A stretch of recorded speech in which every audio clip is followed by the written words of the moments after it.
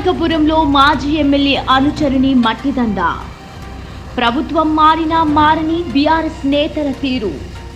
మండలంలో బరితెగిస్తున్న మట్టి మాఫియా. మామూళ్ల మత్తులో జోగుతున్న అధికార గణం. నివారించాలంటున్న ప్రజలు.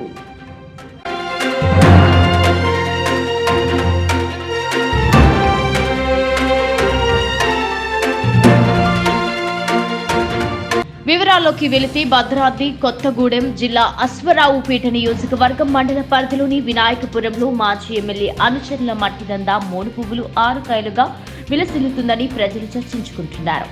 మట్టి తవ్వకాలకు మైనింగ్ పర్మిషన్లు కానీ రెవెన్యూ పర్మిషన్ కానీ తీసుకోకుండా మాజీ ఎమ్మెల్యే అనుచరుడిని అంటూ ఎచ్చేదగా మట్టి తవ్వకాలు నిర్వహిస్తున్నా పట్టించుకునే నాదుడే కరువయ్యాడంటూ ప్రజలు గుసగుసలాడుతున్నారు.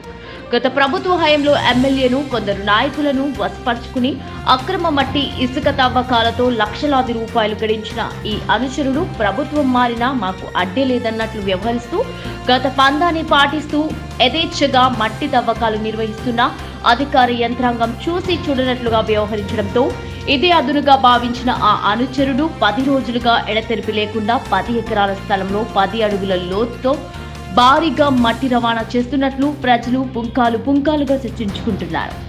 అందిన కాడికి దోచుకుంటూ మట్టి మాఫియాగా పేరు తెచ్చుకుంటున్నారని, గతంలో ఎవరు మట్టి తవ్వకాలు తోలినా అధికార పార్టీ అండతో అధికారులకు ఫిర్యాదు చేసి అన్నింట తామే ఉండాలంటూ అనేక రకాల ఇబ్బందులకు గురి చేస్తారని విశ్వసనీయ వర్గాల సమాచారం.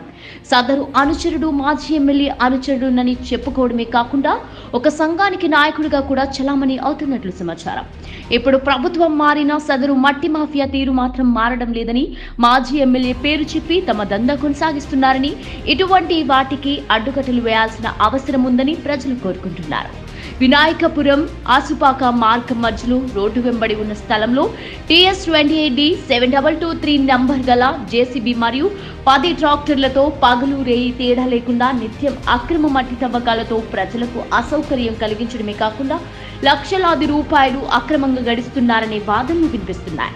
కావున వినాయకపురంలో మాజీ ఎమ్మెల్యే అనుచరుణ్ణి అంటూ అక్రమ మట్టి తవ్వకాలు నిర్వహిస్తున్న వారిపై తగు చర్యలు తీసుకుని మట్టి మాఫియాను అరికట్టాలని ప్రజలు కోరుతున్నారు.